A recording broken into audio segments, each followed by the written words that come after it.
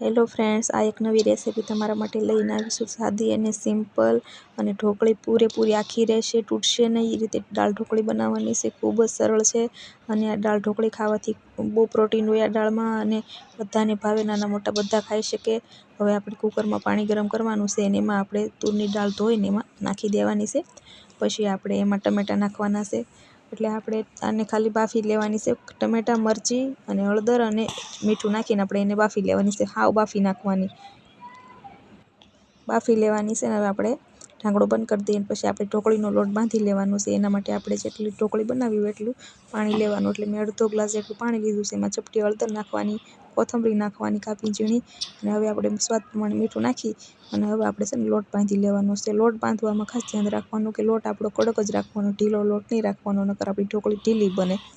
હવે આ રીતે આપણે લોટ બાંધી લીધો છે. કડક જ લોટ રાખવાનો છે. અને જો તમે મારી ચેનલમાં નવા હોય, મારા વિડીયો તમને ગમતા હોય તો પ્લીઝ મારી ચેનલને લાઇક, શેર અને સબસ્ક્રાઈબ કરો, જેથી કરીને મને પણ હિંમત મળે વિડીયો બનાવવાની. હવે આપણે જે રીતે રોટલી વણતા હોય ને એ રીતના રોટલી વણી લેવાની છે. અને હવે આપણે આને જે બહુ જાડી નહીં, બહુ પતલી નહીં, જે સાઇઝમાં આપણે રાખવી હોય એમ રાખી શકાય, પણ જાડી બહુ ન સારી લાગે, પતલી સારી લાગે. એટલે આપણે રોટલીની સાઇઝમાં વણી લઈશું. હવે આ રોટલી આપણી વણાઈ ગઈ છે, જોઈ શકો છો. આ રીતની આપણે જાડી રાખવાની છે. અને હવે આપણે કાપી લઈએ અને આમાં લોટ ચારે બાજુ લગાવી દેવાનો, કારણ કે આપણે ઢોકળી મૂકીએ ને થાળીમાં એટલે એકબીજાને ચોટે. અને હવે આ રીતના આપણે કાપી લેવાની નાની નાની ઢોકળી, જેવડી ભાવતી હોય, જેવડી ફાવે એવડી કાપી શકાય. મેં તો એવડી એવડી જ બનાવી છે. હવે તમે છે ને આ રીતના જોઈ શકો છો, એટલી જાડીને એવી રીતના કાપી લેવાની છે. અને હવે આપણે થાળીમાં બધી નાખી દઈશું. આ રીતના બધી ઢોકળી મેં તૈયાર કરી લીધી છે. હવે આ રીતે ઢોકળી બધી મેં બનાવી લીધી. દાળ આપણે ચેક કરી લઈએ, જોઈ શકો છો દાળ આપણી મસ્ત બફાઈ ગઈ છે, હાવ બધું ગળી ગયું છે. હવે આને થાળીમાં કાઢી લઈશું અને એમાં એક ટુકડો આદુનો થોડો ઘસી લેવાનો, એટલે અડધી ચમચી જેટલું આદુનો છીણ નાખી દેવાનો. હવે આપણે એક લીંબુ નિતારીને એક લીંબુ નાખી દેવાનું છે અને 2 ચમચી ખાંડ નાખવાની છે. હવે આપણે છે ને આને દાળને હાવ ભાંગી લઈએ, હાવ ભાંગી નાખવાની, દાળને દાણા નહીં રહેવા દેવાના. હવે આપણે છે ને દાળનો વઘાર કરવાનો છે. હવે એમાં છે ને કુકરમાં એક પાવડું તેલ નાખવાનું અને પછી આપણે એમાં રાઈ જીરું નાખવાના છે અને એક તમાલપત્ર નાખવાનો છે. દાળનો જે મસાલો આવે એ, મીઠું લીમડું અને ખાસ કરીને એક અડધી ચમચી હિંગ નાખી દેવાની છે. ખૂબ જ સરસ એવો એનો ટેસ્ટ આવે.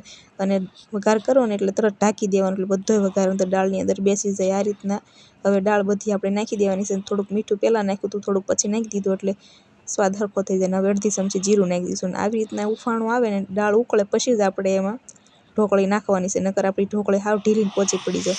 હવે છે ને આપણે આમાં કોથમરી નાખી દીધી છે ને હવે આપણે ઢોકળી પણ બધી એડ કરી દેવાની છે. અને પાણી આ દાળનું ઉકળતું જોવું જોઈએ, કારણ કે ઉકળશે ને તો જ સારી ઢોકળી આપણી બનશે. હવે આપણે આને ઢાંકી દેવાની છે. આ રીતના બધી ઢોકળી જોઈ શકો, છૂટી છૂટી છે હજી. અને હવે આપણે એને ઢાંકી દઈશું અને 2 સીટી બોલાવી દેવાની છે. હવે આપણે જોઈ લઈએ કે દાળ આપણી કેટલી બની છે.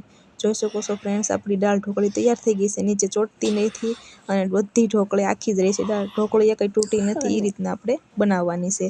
અને આ જોઈ શકો છો કેટલી સરસ બની છે. અને આપણે ગરમા ગરમ દાળ ઢોકળી પરસી દઈએ. જોઈ શકો છો ફ્રેન્ડ્સ, આ રેસીપી તમને ગમી હોય તો પ્લીઝ મારી ચેનલને લાઇક, શેર અને સબસ્ક્રાઈબ કરજો. થોડીક કોથમરી નાખીને આપણે સર્વ કરી દઈએ. અને ઢોકળીની રેસીપી ખૂબ જ સરસ છે. અને ગુજરાતીઓના ઘરે તો સ્પેશિયલી અઠવાડિયામાં 2 વાર આ ઢોકળી બનતી જ હોય છે, દાળ ઢોકળી. અને આ રેસીપી બનાવવા માટે પ્લીઝ મારી ચેનલને લાઇક, શેર અને સબસ્ક્રાઈબ કરો. અને આ રેસીપી એકવાર જરૂરથી ટ્રાય કરજો કેવી લાગી, અને કમેન્ટ બોક્સમાં કહેજો કે આ રેસીપી તમને કેવી લાગી, અને એકવાર જરૂરથી ટ્રાય કરજો.